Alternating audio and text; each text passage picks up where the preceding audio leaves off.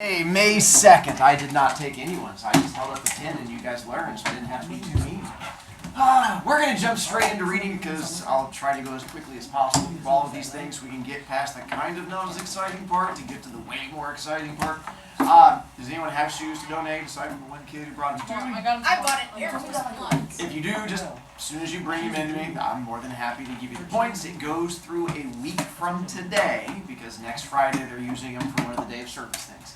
And then Kings Island trip, I've been putting them in as kids turn them in. We are currently down to 25 spots left.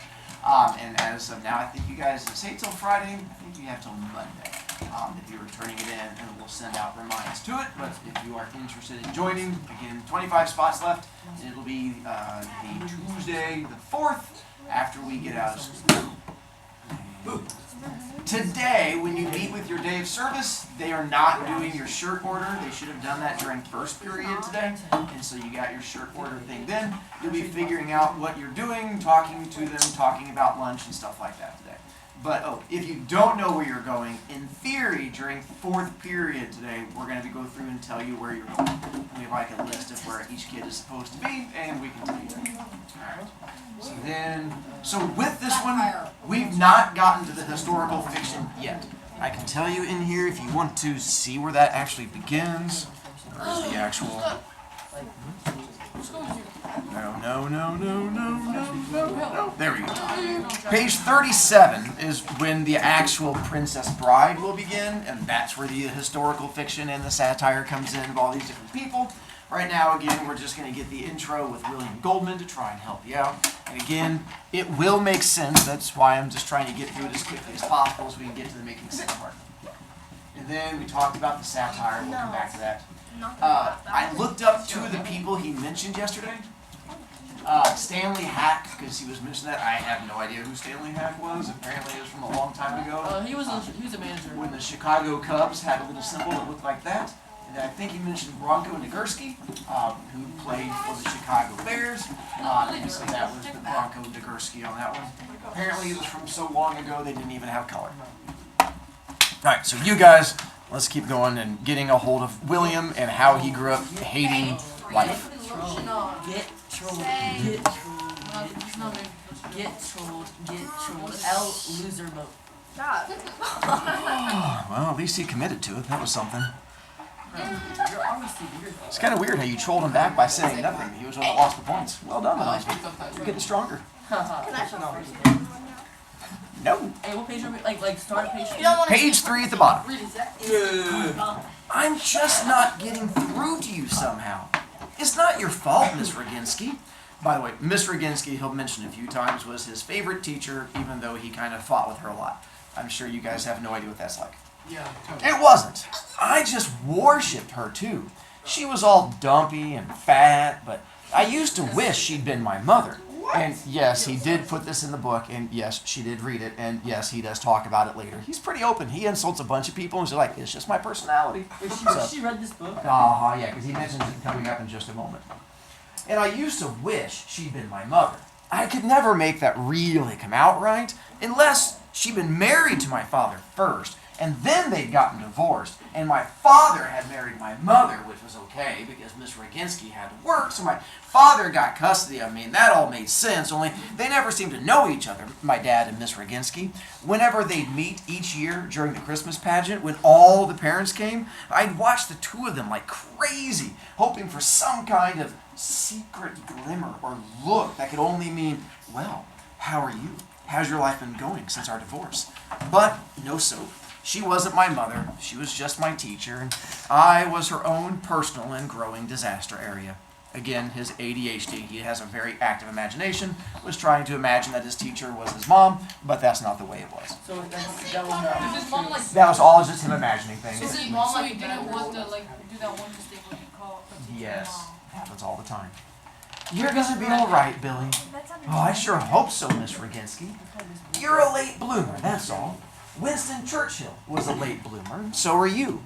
I was about to ask her who he played for, but there was something in her tone that made me know enough not to. And Einstein. Him, I also didn't know, or what a late bloomer was either. But boy, did I ever want to be one. So when I was 26, my first novel, The Temple of Gold, and I tracked down a cover of it. I have never read that one. The Temple of Gold was published by Alfred A. Knopf, which is now part of Random House, which is now part of RCA, which is just part of what's wrong with publishing in America today, which is not part of the story. Anyway, before publication, the publicity people at Knopf were talking to me, trying to figure what they could do to justify their salaries, and they asked who did I want to send advanced copies to that might be an opinion maker. And I said, I didn't know anybody like that. And they said, think, everybody knows somebody. So I got all excited because the idea just came to me, and I said, ooh, send a copy to Miss Roginski, which I figure was logical and terrific because if anybody made my opinions, she did. She's all through the Temple of Gold, by the way, only I called her Miss Potolsky. Even then, I was creative. If you turn to the very front of the book, where it has like a bunch of praise for things. This is what they're talking about when your new book comes out. They send it to people and they say like how great your book is. So his first novel, they're like, who do you want us to send it to? So they can give you like a little blurb at the front of it. And so instead of sending it to like a national author like Stephen King or something like that, he's like, send it to my third grade teacher. Who? This publicity lady said. This old teacher of mine. You send her a copy and I'll sign it and maybe write like a little... I was really excited until this publicity guy interrupted with, we were thinking of someone more on the national scene. Very soft, I said. Miss Roginski, just send her a copy, please. Okay? Yeah, by all means. You remember how I didn't ask who Churchill played for because of her tone? I must have hit that same tone too just then. Anyway, something must have happened because he right away wrote her name down, asking was it Ski or Sky? With the I told her, already hiking through the years, trying to get the inscription fantastic for her. You know, clever and modest and brilliant and perfect, like that. First name? Yeah, that brought me back fast. I didn't know her first name. Miss was all I ever called her. I didn't know her address either. I didn't even know if she was alive or not. I hadn't been back to Chicago in 10 years. I was an only child. Both my folks were gone. Who needed Chicago? Send it to Highland Park Grammar School, I said. And first, what I thought I'd write was, for Miss Roginski, a rose from your late bloomer. But then I thought, no, that's too conceited. So I decided, for Miss Roginski, a weed from your late bloomer would be more humble. Nope, that's too humble, I decided next. And that was it for bright ideas that day. I couldn't think of anything. Then I thought, what if she doesn't even remember me? Hundreds of students over the years. Why should she? So finally, in desperation, I put, for Miss Roginski, from William Goldman. Billy, you called me, and you said I'd be a late bloomer, and this book is for you, and I hope you like it. I was in your class for 3rd, 4th, and 5th grades. Thank you very much, William Goldman. The book came out and got bombed. I stayed in and did the same thing, adjusting. Quick terminology. You know what it means if the book bombed? Good. Did really bad. My bad. And if it says he did the same thing, what happened to him? He practiced being Dionysus. But apparently he did not take his book not doing well. Not only did it not establish me as the freshest thing since Kit Marlowe, it also didn't get read by anybody. Okay, not true. It got read by any number of people, it's just all of them I knew. I think it's safe to say, however, no strangers savored it. It was a grinding experience, and I reacted as indicated above. So when Miss Roginski's note came, late, it got sent to Knopf, and they took their time relaying it. I was really ready for a lift. Dear Mr. Goldman, thank you for the book. I have not had time yet to read it, but I am sure it is a fine endeavor. I, of course, remember you. I remember all my students. Yours sincerely, Antonia Roginski. What a crusher. Obviously, she didn't remember me at all. I sat there holding the note, rocked. People just don't remember me. Really. It's not like a paranoid thing. I just have this habit of slipping through memories.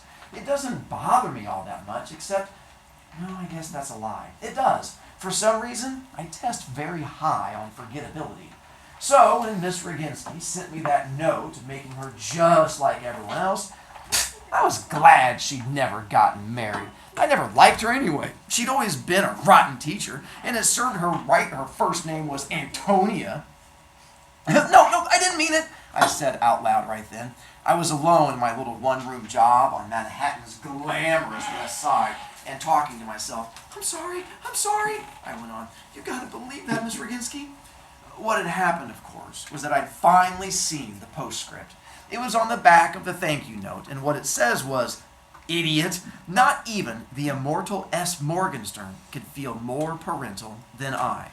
See, his favorite teacher making fun of him. It's like a thing. What had happened? Oh, sorry.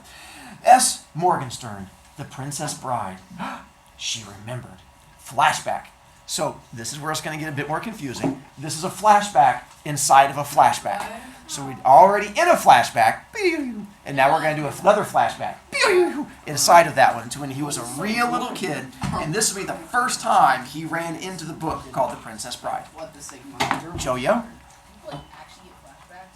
I mean, I think it's just a writing thing. I don't think you get like flashbacks. It just means they're remembering a thing. So, the note that Mr. Roginski wrote to him, did he like misinterpret that somehow? Yes, he thought it meant was like a generic, like, you're such a good kid, of course I remember all. And then on the back of it, she had like a personal note that actually was connected to him. So he realized he was being an idiot. 1941, autumn. I'm a little cranky because my radio won't get the football games. Northwestern is playing Notre Dame. It starts at 1, and by 1:30, I can't get the game. Music, news, soap operas, everything, but not the biggie. I call for my mother. She comes. I tell her, my radio is busted. I can't find Northwestern Notre Dame. She says, you mean the football? Yeah. Yes, I say. It's Friday, she says. I thought they played on Saturday. Am I an idiot? I lay back, listening to the soaps, and after a little, I try finding it again. And my stupid radio will pick up every Chicago station except the one carrying the football game. I really holler now and get mad at the fact my computer won't go to the next screen. Ah! That's my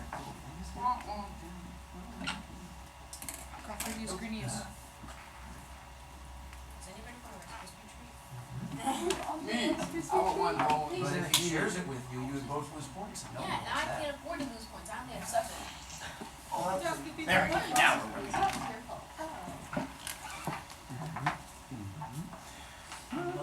working. We'll pick up every Chicago station except the one carrying the football game. Oh, I really holler now. And again, my mother tears in. I'm going to heave this radio right out the window, I say. It won't get it. It won't get it. I can't make it get it. Get what? She says. The football game, I say. How dumb are you? The game. Yes, he's talking to his mother. Saturday, and you watch your tongue, young man. I already told you it's Friday. She goes out again. Read. Why do they use quotations? Why do they use, I don't know how he writes. No. I mean, like, why does he use It's just the way he writes. I don't know. them? And so here is what he's trying to figure out the whole thing. He's trying to find out how to get the game, and we're going to find out why he can't get the game. It's Friday. That is true. But why does he keep getting confused? Because he's dumb. He's an idiot. Was there ever so ample a dunce? Humiliated, I flicked around on my trusty Zenith trying to find the football game. It was so frustrating. I was lying there sweating and my stomach was crazy, and I was pounding the top of the radio to make it work right. And that was how they discovered I was delirious with pneumonia. Pneumonia is like a really bad sickness. Like It's a even lung thing. it's even worse than strep throat. And what happens is it gives you like a really bad fever, and it basically kind of cooks your brain, and you kind of hallucinate. So what happened was this was him beginning to hallucinate where he was not feeling well. If you are one of the kids who has seen the movie, The Little Kid Sick in Bed, that's actually referencing this opening beginning part of it. What movie is that again? I have no idea what the name of this is. Pneumonia. Oh, I think I have a picture of pneumonia. Yeah. You do. There we go. Oh my god. Pneumonia today is not what it once was, especially back when I had it. There was like 10 days or so in the hospital and then home for the long recuperating period. I guess it was 3 more weeks in bed, a month maybe, no energy, no games even. It was just this lump going through a strength-gathering time, period. Which is how you have to think of me when I came upon the Princess Bride. It was my first night home, drained, still one sick cookie. My father came in. I thought to say good night. He sat on the edge of my bed. Chapter 1, The Bride. It was then only I kind of looked up and saw he was holding a book. Now, that alone was surprising. My father was next to illiterate in English. He came from Florin. It's the country that's the setting of the Princess Bride. And there he had been no fool. He said once he would have ended up a lawyer. Maybe so. The facts are, when he was 16, he got a shot at coming to America, gambled on the land of opportunity, and lost. There was never much here for him. He was not attractive to look upon, very short, and from an early age, bald. And he was ponderous at learning. Once he got a fact, it stayed, but the hours it took to pass into his cranium were not to be believed. His English always stayed ridiculously immigrant-y, which means he had an accent and didn't speak well. That didn't help him either. He met my mother on the boat over, got married later, and when he thought they could afford it, they had me. He worked forever at the number 2 chair in the least successful barber shop in Highland Park, Illinois. Toward the end, he used to doze all day in his chair. He actually died that way. He was gone an hour before the number 1 guy realized it. Until then, he just thought my father was having a good doze. Maybe he was. Maybe that's all any of this is. When they told me, I was terribly upset, but I thought at the same time, it was an almost existence-proving way for him to go. Anyway, I said, huh? What? I didn't hear. I was so weak, so terribly tired. Chapter 1, The Bride. He held up the book then. I'm reading it to you, for relax. He practically shoved the book into my face. By S. Morgenstern, great Florinese writer, The Princess Bride. He too came to America. S. Morgenstern. Dead now in New York. The English is his own. He spoke 8 tongues. Here my father put down the book and held up all his fingers. 8! Again, showing you Dad's not real smart either. I don't think it means he's missing fingers. 8! It could be he's missing. Once in Florence City, I was in his cafe. He shook his head now. There you go. He Thank you. was always doing that. He always shook his head. He was always doing that. My father, shaking his head when he'd said it wrong. Not his cafe. He was in it. Me too. The same time. I saw him. S. Morgenstern. He had head like this. That big. And he shaped his hands like a big balloon. Great man in Florence City. Not so much in America. Has it got any sports in it? Fencing, fighting, torture, poison, true love, hate, revenge, giants, hunters, bad men, good men, beautifulest ladies, snakes, spiders, beasts of all nature and descriptions, pain, death, brave men, coward men, strongest men, chases, escapes, lies, truths, passion, miracles. Sounds okay, I said, and I kind of closed my eyes. I'll do my best to stay awake, but I'm awful sleepy, Daddy. Pause. Who can know when his world is going to change? Who can tell before it happens that every prior experience, all the years, were a preparation for nothing? Okay, picture this now. An all but illiterate old man struggling with an enemy tongue. An all but exhausted young boy fighting against sleep. And nothing between them but the words of another alien, painfully translated from native sounds to foreign. Who could suspect that in the morning a different child would wake? I remember for myself only trying to beat back fatigue. Even a week later, I was not aware of what had begun that night.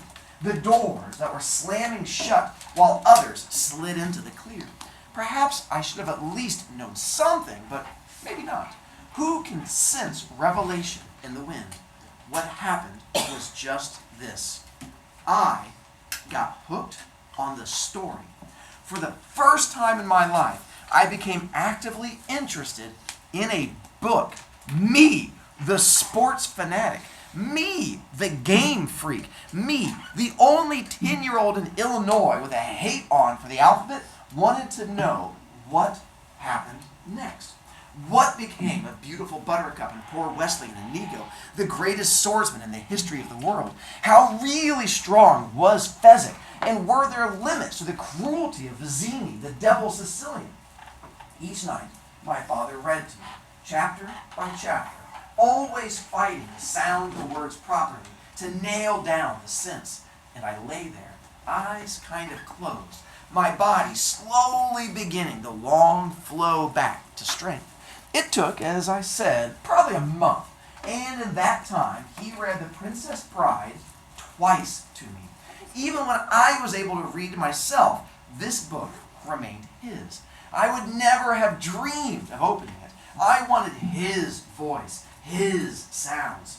Later, years later even, sometimes I might say, how about the duel on the cliff with Inigo and the man in black? And my father would gruff and grumble and get the book and lick his thumb, turning pages till the mighty battle began. I loved that. Even today, that's how I summon back my father when the need arises, slumped and squinting and halting over words, giving me Morgenstern's masterpiece as best he could. The Princess Bride belonged to my father. Everything else was mine.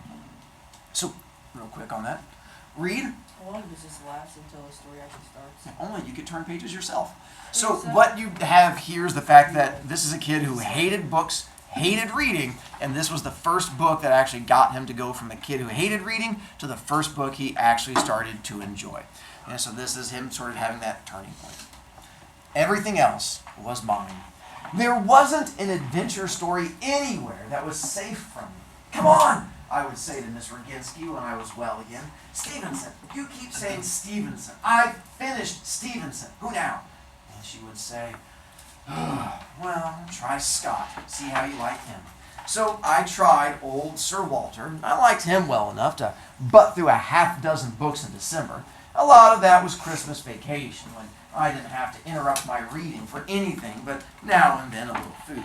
I went through and looked up all the books he's talking about so you guys can at least see the book covers. Who else? Who else? I don't know. Cooper, maybe? She'd say. So off I went into the Deer Slayer and all the leather stocking stuff. And then on my own one day, I stumbled onto Dumas and D'Artagnan, and that got me through most of February, those guys. You have become, before my very eyes, a novelholic, Miss Roginski said. Do you realize you're spending more time now reading than you used to spend on games? Do you know that your arithmetic grades are actually getting worse? I never minded when she knocked me. We were alone in the schoolroom, and I was after her for somebody good to devour. She shook her head. You are certainly blooming, Billy, before my very eyes. I just don't know into what. I just stood there and waited for her to tell me to read somebody. You're impossible, just standing there waiting, she thought. All right, try Hugo, Hunchback of Notre Dame. Hugo, Hunchback, thank you! And I turned, ready to begin my sprint to the library. I heard her words sigh behind me as I moved. This can't last. It can't last. But it did, and it has. I am as devoted to adventure now as then, and that's never going to stop. The first book of mine I mentioned, The Temple of Gold, do you know where the title comes from? From the movie Gunga Din, which I've seen 16 times, and I still think is the greatest adventure movie ever made. Okay, true story about Gunga Din. When I got discharged, meaning he left, from the army, I made a vow never to go back onto an army base. No big deal, just a simple lifelong vow. Okay, now I'm home the day after I get out, and I've got a buddy at Fort Sheridan nearby, and I call to check in, and he says, hey, guess what's playing at the movie theater on base tonight? Gunga Din. Well, go, I said. It's tricky. You're a civilian now. Upshot, I got back into uniform the first night I was out and snuck on to an army post to see that movie. Snuck back. Thief in the night. heart pounding, the sweats, everything. I'm addicted to action, adventure, call it what you will, in any way, shape, etc. I never missed an Alan Ladd picture, an Errol Flynn picture. I still don't miss John Wayne pictures. By the way, that was back when you couldn't just have things on Netflix. If you had a favorite movie you wanted to watch, you could only see them in movie theaters. And so if you saw like a movie theater was playing your favorite one, you would do everything you could to try and get there. His just happened to be in a place that was illegal for him to go to. But he loved adventure so much, it was worth it. My whole life... Do I have a picture of that? Nope, this one's coming up. My whole life really began with my father reading me the Morgenstern when I was 10. Okay, fact. Butch Cassidy and the Sundance Kid is, no question, the most popular thing I've ever been connected with. When I die, if the Times gives me an obituary, it's going to be because of Butch. Okay, now, what's the scene everybody talks about? The single moment that stays fresh for you and me and the masses? Answer, the jump off the cliff. When I wrote that, I remember thinking that those cliffs they were jumping off, those were the cliffs of insanity that everybody tries to climb in The Princess Bride. In my mind, when I wrote Butch, I was thinking back farther into my mind, remembering my father reading the rope climb up the cliffs of insanity and the death that was lurking right behind. That book was the single best thing that happened to me. Sorry about that, Helen. Helen is my wife, the hotshot child psychiatrist. He's going to badmouth his wife and his kid quite a bit coming up, and he'll talk about that also. And long before I was even married, I knew I was going to share it with my son. I knew I was going to have a son too.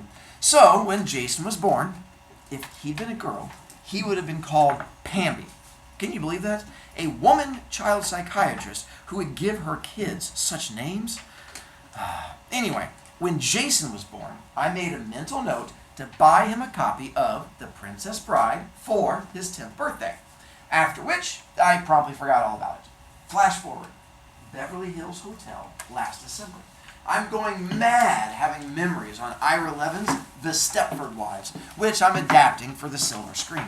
I call my wife in New York at dinner time, which I always do. It makes her feel wanted. And we're talking, and at the close, she says, "Oh, we're giving Jason a 10-speed bike. I bought it today. I thought that was fitting. Don't you?" "Why fitting? Oh, come on, Willie. 10 years, 10 speeds. Oh, is he 10 tomorrow? It went clean out of my head." "Well, call us at supper time tomorrow, and you can wish a happy." "Helen," I said then, "listen, do me something. Buzz the 999 bookshop and have them send over The Princess Bride." Let me get a pencil. And she's gone a while. Okay, shoot. The what bride? Princess by S. Morgenstern. It's a kid's classic. Tell him I'll quiz him on it when I'm back next week, and that he doesn't have to like it or anything, but if he doesn't, tell him I'll kill myself. Give him that message exactly. He's a great father, I agree. Yes. Please, I wouldn't want to apply any extra pressure or anything. Kiss me, my fool. Mwah! No starlets now. This was always her sign-off line when I was alone and on the loose in sunny California. "They're extinct, dummy." That was mine. We hung up. Do you guys know what a starlet is? No. So a starlet, I don't really have them as much nowadays, but it was basically a female movie star and actress who was considered like I don't know if I use the word like sex symbol, but like was the one like Marilyn Monroe was like a starlet, like everyone's like ooh la la, and they would like dream about her and have like thought, and so that is what he's talking about. So she's like, hey, when you're out there, because he's in Hollywood by himself, she's like, don't go flirting with any starlets, and he was like, they don't even exist anymore, because when old people flirt, it's almost as bad as when young people flirt, and so that's him kind of flirting with his wife. And it's also, what do you call it when you give hints in a story ahead of time? Foreshadowing. So he does. Oh, okay. Oh, dang. They're extinct, dummy. That was mine. We hung up. Now, the next afternoon, it so happened, from somewhere, there actually appeared a living, suntanned, breathing deeply starlet. Now, I'm lolling by the pool, and she moves by in a bikini, and she is gorgeous. I'm free for the afternoon. I don't know a soul, so I start playing a game about how can I approach this girl so she won't laugh out loud. I never do anything, but ogling is great exercise, and I'm a major league girl watcher. I can't come up with any approach that connects with reality, so I start to swim my laps. I swim a quarter mile a day because I have a bad disc at the base of my spine. Do you guys know what ogling means? Yeah. Ogling is when you creepily stare at somebody. So apparently this is what he's doing. Girl walks by in bikini and he's creepily staring at her, trying to come up with a way to talk to her, then can't come up with anything. And we're going to stop there. Tomorrow we're going to get to the awkward scene. Again, you have the same homework tonight you had before. None. To not read it. It's gonna be so hard for them. Because there is an awkward scene, and I think we get to, well, one, we do get to the much more interesting part tomorrow. We have now gotten past the actual really boring, and now we just get to the kind of almost interesting. I have to Mr. Brovicast, you have to get the pencil back. No, you can keep it.